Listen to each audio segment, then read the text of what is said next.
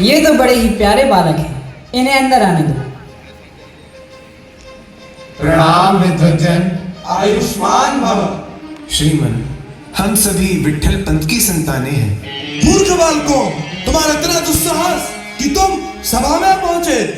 क्षमा कीजिए, परंतु हम आपसे विनम्र निवेदन करते हैं कि हमारे माता पिता के प्रायश्चित के उपरांत हमें वेदाध्ययन हेतु उपनयन संस्कार और वेदारंभ संस्कार की अनुमति प्रदान करें और समाज में हम सभी को तिरस्कृत ना किया जाए। बालकों, तुम्हें हम उपनयन, वेदारंभ संस्कार, समाज में स्थान और वर्णाश्रम व्यवस्था में पुनः स्वीकार नहीं कर सकते। माना कि तुम्हारे माता पिता का प्रायश्चित हुआ, परंतु आज भी जन्म का दोष तुम्हारे साथ है। श्रेष्ठ जनों, हम अपनी दोष रेखा मिटाने का मार्ग पूछने आए हैं। हम वेदाध्ययन से वंचित ना रहें, यही हमारी विनती है। वर्णाश्रम धर्म की मर्यादा टूटी है पुत्री, पुनः प्रवेश का कोई मार्ग नहीं। हम भी उसी सूर्य की किरणें हैं जो सब पर समान पड़ती हैं। हमें भी समाज में वह स्थान प्राप्त हो जो प्रत्येक योग्य बालक का अधिकार है। विप्रवर, आप शास्त्र के रक्षक हैं, कोई मार्ग तो अवश्य होगा। लगता है मार्ग शास्त्र में होगा, पर सभा की स्मृति से लुप्त हो गया है। शास्त्र में पुनः स्वीकार का विधान है, परंतु वह कष्ट साध्य है। श्रेष्ठ जन, हम प्रत्येक कष्ट को सहन करने के लिए तत्पर हैं। आप केवल मार्ग बताएं। इसके लिए 5 व्रतों को स्वीकार करना होगा और आजीवन उनका पालन करना होगा। विद्वज्जन, हमें आपके 5 व्रत स्वीकार्य हैं। कृपया आप हमें उनसे अवगत कराइए। प्रथम व्रत, आजीवन ब्रह्मचारी रहना। मेरा नाम ही निवृत्ति है, मैं प्रवृत्ति के पथ का पथिक हो ही नहीं सकता। मेरा नाम सोपान है, मैं तो उस सीढ़ी का प्रथम चरण हूँ जो सीधे मोक्ष के द्वार तक ले जाता है। संसार में रहते हुए भी मैं बंधन में नहीं रह सकती, मैं सदैव मुक्त हूँ। और मैं जानदेव, ब्रह्मचर्य मेरे लिए केवल व्रत नहीं, ज्ञान की अनिवार्य संजीवनी है। यह व्रत हम सबको स्वीकार है। दूसरी प्रतिज्ञा, अहिंसा और सत्य का पालन करना। सत्य और अहिंसा तो हमारे प्राण हैं। जैसे सूर्य की पहली किरण रात्रि का अंधकार चीर देती है, वैसे ही सत्य असत्य का विनाश करता है। हमें यह व्रत भी स्वीकार है। तीसरा व्रत, एकमेव द्वितीयो नास्ति का सिद्धांत मानना होगा। अर्थात ईश्वर केवल एक है, दूसरा कोई नहीं। हमें यह व्रत भी स्वीकार है। चौथी प्रतिज्ञा, ब्राह्मण धर्म कभी नहीं छोड़ोगे। मान्यवर, हम तो मानव धर्म में विश्वास रखते हैं। मानव धर्म ही सच्चा ब्राह्मण धर्म है। यदि मानव धर्म ही सच्चा ब्राह्मण धर्म है तो हम इसे हृदय से स्वीकार करते हैं। पांचवा व अंतिम व्रत, अछूत की छाया भी तुम पर ना पड़े। विद्वज्जनों, जो शास्त्र में अछूत की परिभाषा बताई है, हमें उससे अवगत तो कराएं। चातुर्वर्ण्यम मया सृष्टम गुण कर्म विभागशः, अर्थात ईश्वर ने मनुष्य को 4 वर्णों में विभक्त किया है, ब्राह्मण, क्षत्रिय, वैश्य और शूद्र। जो शूद्र है वही अछूत है। क्या इसका निर्धारण जन्म से होगा? हाँ, केवल जन्म से ही मनुष्य श्रेष्ठ और निम्न होता है। उच्च कुल में जन्म मनुष्य ही सर्वश्रेष्ठ है और वही सत्य और धर्म के मार्ग का अनुसरण करता है। और यदि उच्च कुल में जन्मा मनुष्य छल, हिंसा और अधर्म में लिप्त हो, तब उसे आप क्या मानेंगे? यदि वह सत्य और सेवा से विमुख है, तब उसे क्या कहेंगे? कोई उच्च कुल में जन्म लेकर यदि अधर्म के पथ पर चले प्रभु, तब आप उसका क्या करेंगे? बहिष्कार, बहिष्कार, बहिष्कार। क्या यह आपने उसके जन्म के आधार पर किया या कर्म के आधार पर? कर्म के आधार पर। जब दंड कर्म के आधार पर दिया जाता है, न्याय का निर्णय कर्म के आधार पर होता है, तब जन्म के आधार पर कोई छोटा बड़ा, उच्च या निम्न कैसे हो सकता है प्रभु? भगवान का विधान है, जो जैसा कर्म करता है वैसा फल प्राप्त करता है। कस्त्वा युनक्ति सत्वा युनक्ति, कस्मै त्वा युनक्ति तस्मै त्वा युनक्ति, कर्मणे वाम विषाय वाम। अर्थात किसने तुम्हें संसार में नियुक्त किया? उस परमपिता परमेश्वर ने। किस लिए इस संसार में नियुक्त किया? कर्म करने के लिए, क्योंकि कर्म से ही मनुष्य महान होता है। इसलिए कर्म करो, क्योंकि हजारों लाखों शब्दों से कहीं अधिक कर्म की ध्वनि गुंजायमान होती है। असुर कुल में जन्मे भक्त प्रहलाद भक्ति के प्रतिरूप कहलाए। जिनकी भक्ति से विवश हो भगवान स्वयं धरा पर आए। ब्राह्मण कुल उत्पन्न परशुराम अधर्म का दमन कर धर्मवीर कहलाए। और रावण ऋषि पुत्र होते हुए भी अपने अहंकार, पाप और अन्याय से संसार में निंदा का पात्र बना। भक्त प्रहलाद असुर कुल में जन्मे, किंतु उनकी भक्ति का प्रकाश इतना तेजस्वी था कि असुर वंश की अंधेरी गुफाओं में भी हरि नाम का सूर्योदय हो गया। वे इस सत्य के साक्षी बने कि आत्मा का तेज रक्त की वंश रेखा का दास नहीं होता।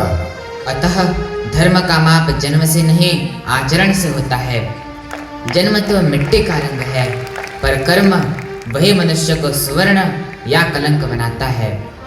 यदि आचरण शुद्ध हो तो निम्न जन्म भी पावन हो जाता है, और यदि आचरण पापयुक्त हो तो उच्च जन्म भी कलुषित हो जाता है। इसीलिए मैं कहता हूँ, हम सब समान हैं, एक ही ईश्वर की संतान हैं। विद्या विनय संपन्ने ब्राह्मणे कविहस्तिने शुने चैव श्वपाके च पंडिताः समदर्शिनः।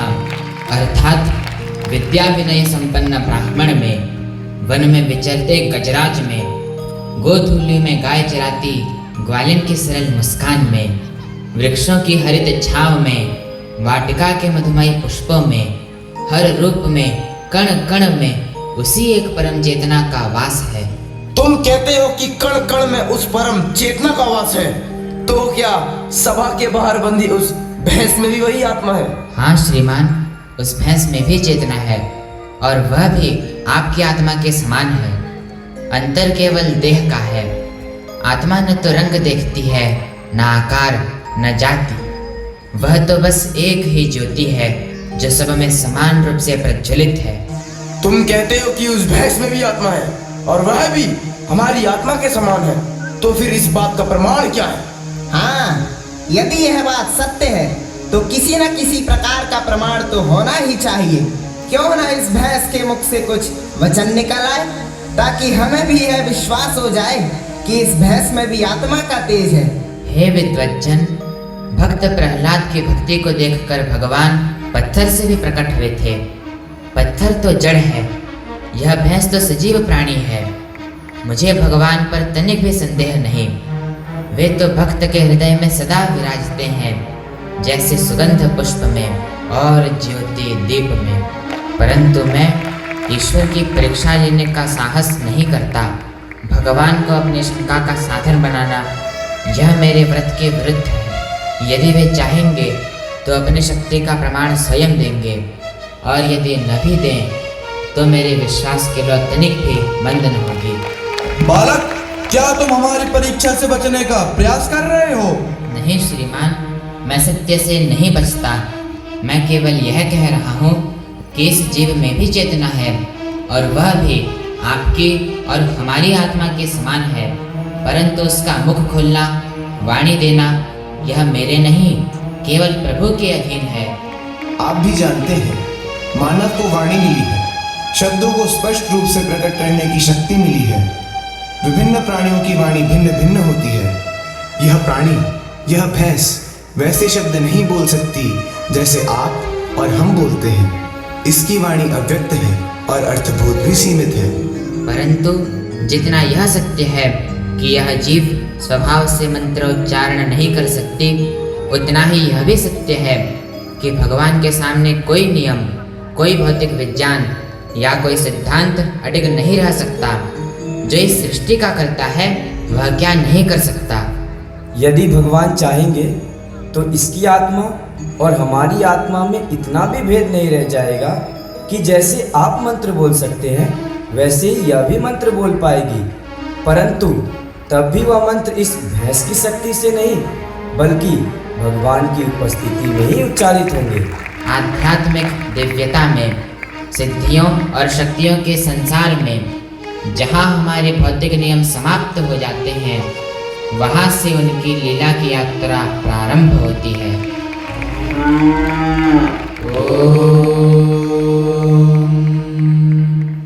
सहस्रशीर्षा पुरुषः सहस्राक्षः सहस्रपात् सभूमिं विश्वतो कृत्वात्यतिष्ठद्दशाङ्गुलम्।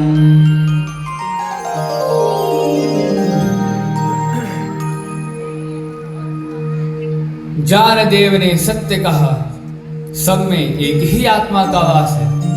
जाति, वर्ण, रूप, देह ये सब क्षणभंगुर हैं। मानव धर्म केवल जन्म की उपाधि नहीं अपितु कर्म का प्रकाश है। जैसे नदी के तट जल को दिशा देते हैं, वैसे ही वर्ण आश्रम धर्म समाज को अनुशासन देता है। यदि जल ही सूख जाए तो तट केवल रेखा रह जाते हैं। मानव धर्म वह जल है जिसमें सत्य, करुणा और प्रेम का प्रवाह है। यदि यह प्रवाह रुक जाए तो कोई भी व्यवस्था केवल नाम मात्र रह जाएगी। वर्ण आश्रम धर्म का मूल तत्व यह है कि 4 वर्ण कर्म के आधार पर और 4 आश्रम जीवन के चरण के आधार पर निर्धारित है। जन्म तो केवल एक प्रारंभ है, परंतु कर्म वही मनुष्य के अस्तित्व का वास्तविक परिचय है। मनुष्य का धर्म है करुणा, प्रेम और समानता। हम सब समान हैं, एक ईश्वर की संतान है, यही मानव का सच्चा धर्म है।